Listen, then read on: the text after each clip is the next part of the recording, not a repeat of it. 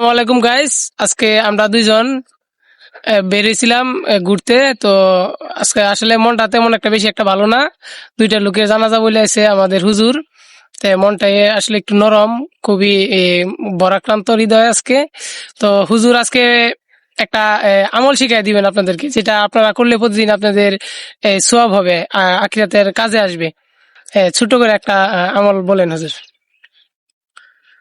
আসলে আমি এই চ্যানেলের মাধ্যমে সবাইকে একটা বার্তা দিতে চাই যে আসলে আমরা সবাই দুই ধরনের হক নষ্ট করতেছি প্রতিদিন। একটা হলো আল্লাহর হক, আর একটা হলো বান্দার হক। যেমন নামাজ পড়ি না, মিথ্যা বলি, সুদ খাই, ঘুষ খাই, এগুলি আল্লাহর হক। আল্লাহর হক আল্লাহ পাক ইচ্ছা করলে মাফ করে দিতে পারেন। তবে আরেকটা জিনিস, যেটা আমরা বান্দার হক নষ্ট করতেছি। আমি একটা কথা বলতে চাই যে আমি মানুষ, আমি মারা যাওয়ার পরে যদি আমার প্রতিবেশী, আমার ভাই, আমার বন্ধু বান্ধব এই কথা বলে যে সে মারা গেছে বাচ্চি, তাহলে আমার মতো এমন দুর্ভাগা আর পৃথিবীতে কেউ হতে পারে না।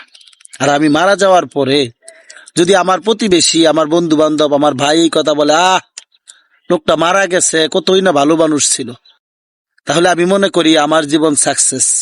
তাই সবার কাছে আমার অনুরোধ, চলতি পথে আমার দ্বারা যাতে কোনো মানুষ, এমনকি কোনো জানোয়ারও যাতে অযথা কষ্ট না পায়, যাতে আমি মারা যাওয়ার পরে কোনো মাখলুক এই কথা বলতে না পারে যে সে মরছে, আমার ভালো হয়েছে।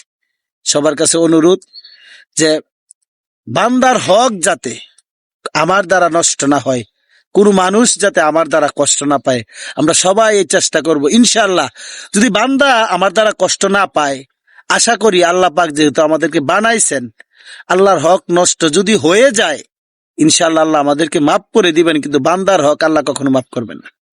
তাই সবাই কাছে অনুরোধ, কেউ কোনোদিন কোনো মাখলুকের হক নষ্ট করবেন না।